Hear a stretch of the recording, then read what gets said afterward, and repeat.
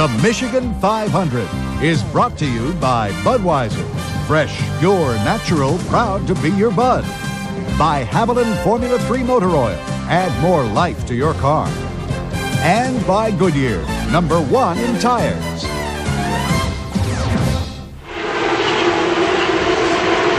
Back at the Michigan 500, 65 laps of 250, 500 miles complete.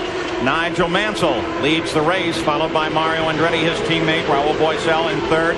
Ari Luyendyk now runs in fourth position, and just behind Ari and now beginning to challenge is the lead Penske car of Emerson Fittipaldi. Robbie Gordon is running in sixth position now. Fords occupy 7 of the top 10 positions, but remember, at Indianapolis, 6 of the top 7 were Fords, but the winner was a Chevrolet with Emerson Fittipaldi, and again, Fittipaldi is the high-placed Chevrolet in the mix. Ari Luyendyk, the red and black 10 car with Emerson Fittipaldi closing in. Speeds on the last lap. They're running right at 216 miles an hour. With the yellow flag, the average speed of the race dropped to 176 miles an hour.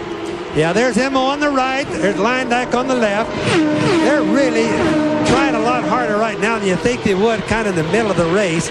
Emmo is, of course, like Stan mentioned earlier, really going for the point steal. He can't get caught too far behind Mansell and Mario, so he's really putting the pressure on Luyendyk. Leaders of the race are just flying. In fact, they're beginning to close on this battle. Only the top 6 cars are on the leader lap now, as there goes Fittipaldi. You can just see what a draft does here. You can see Emmo, he pulled up closer. The draft just started sucking him to Luyendyk. Pretty soon he had to whip it to the left to keep from hitting him. That's how much draft you get here. So Fittipaldi has fourth.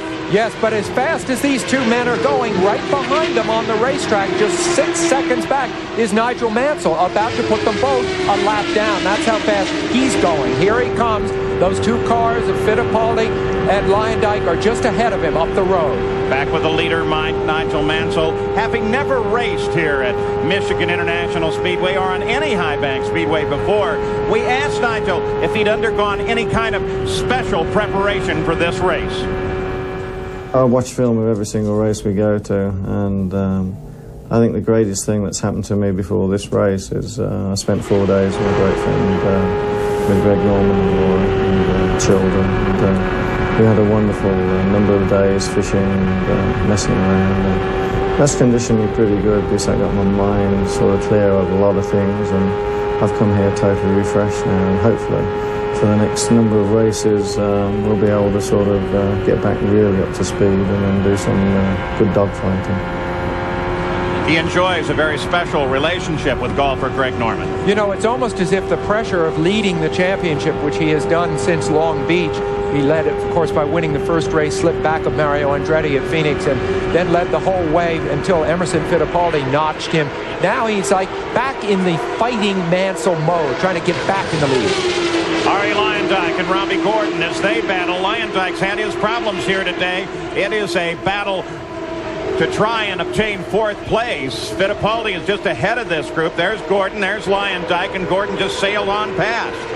Now the leaders beginning to line up. Here comes Mansell as he moves around Fittipaldi. That was what Fittipaldi down. That's what Fittipaldi didn't want. That's the reason Fittipaldi wanted so bad to get by Luyendyk a little while ago.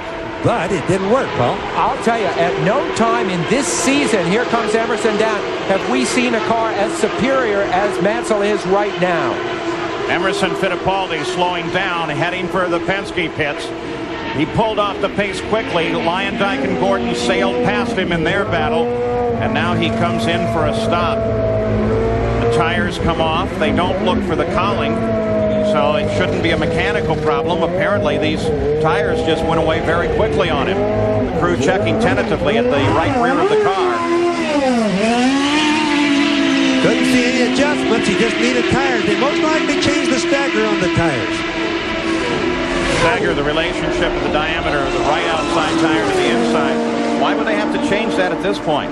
They change them all during the race, Paul. As the track changes, the stagger gets changed. Usually they have about 2 to 3 different setups on stagger, which, ironically, during the race is the biggest change that they make, even bigger than the wing changes.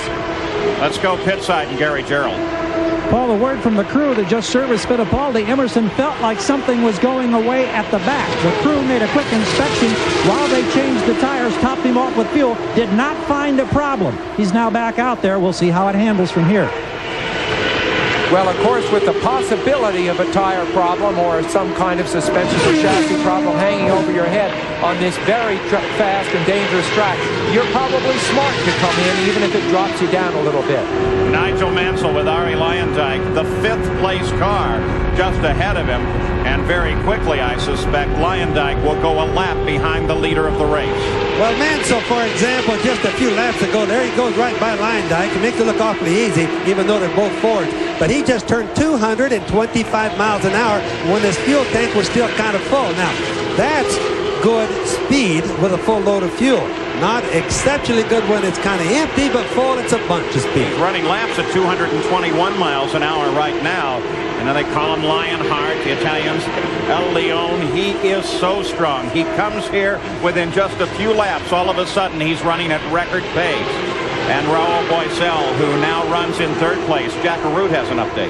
Well, Paul, yesterday after the final practice session of the day, Raul Boesel came in and told his car owner, Dick Simon, let's change engines. No particular reason. He said, I just had a feeling. Well, what they found out after they changed the engine is it totally upset the balance of the car. When they started this race, it had a terrible push. They've continued to make adjustments, and now Boesel has radioed in that they feel that they have got the car back to the way it was performing yesterday, and they feel now they can quicken the pace and try and chase down the lead duo. Why would changing an engine upset the balance? Well, I'll tell you, Paul, what happens sometimes when you drop a new engine in, what happens is the balance from right to left changes just minutely. Bobby Unser could probably tell you more about that. Well, Jack, you're absolutely right. What happens is the engine is actually part of the frame. And so the holes, when they put them in, there comes Tracy in. The holes on the engine don't line up just exactly like they did on the other one. If you were only off 2 to 3 thousandths, it would make the difference that Jack was talking about. Paul Tracy into the Penske pits. One would presume that this is a little early, too. We're on the 77th lap. He last stopped on lap 41. You would guess he could get into the 80s. But perhaps he's suffering some of the same problem that Fittipaldi felt earlier. We'll try and update you on that. Clean stop, fuel, tires, and Tracy back to the fight. Yes, and again, there doesn't seem to be any mistakes made. Penske has game plans when he starts his pits, when he starts his race. More work in the Penske pits coming as Fittipaldi is coming back in. That definitely has to mean that Emmo's got a problem. And when Emmo says he has a problem, it's not an act. He really has something wrong with his race car. You're suggesting that some guys might be acting when they come in? Oh, we've always questioned some of them come in, Paul. They feel things. It looks like what they're going to do is look at it, do some adjustment on the front wings, send him back out. It's ran as loose from what we heard from the last pit stop. Whatever it was more than tires and stagger. Look at them pulling. They're checking all the suspension members, especially with this track and all the stress put on them, right? Well, that's right, Paul. What I started to say is that around here you go so fast that a guy feels there's something wrong. He can't tell the mechanic exactly what it is. And if you ever rode with them and saw how fast 230 miles an hour is around this track, you'd know why they have to come in and check it. Yeah, and of course the point is that unlike a road racing course where you can get to a slow turn and kind of kick it around a little bit, here you can't do that anywhere. Bobby Rahal, 9th place. You're right on the nose of his car as he comes in for his pit stop. And you saw that the Newman-Haas team was laid out for both of their cars. Mario is already into the pits. And just listen here. They're waiting for Nigel. And beginning to wave him down. Remember, he had problems at Indy with these high-speed pit stops. Let's go to Gary. They're changing stagger on Mario's tires. He gets away in about 15 seconds. Now Nigel is in. Whoa. No problem as they went out between Mario these two. spun coming off the pits. Oh, He's Mario now right in front of us. Mario spins it around again. Whoa! Keeps it running, Paul. And the crowd has gone crazy because he kept it running. Now Mansell, who had a good look at it, leaves. Now let me tell you. Wait a minute. I want to tell you that was spectacular. Yes, it was, Paul. Now that was a good piece of driving. That was a good piece of thinking. Don't ever think that Mario's over the hill when he can think and react that quick. Remember when he and Michael had a similar thing happen? Look at that. Locks him up. Now watch, though. He's got the clutch in, though.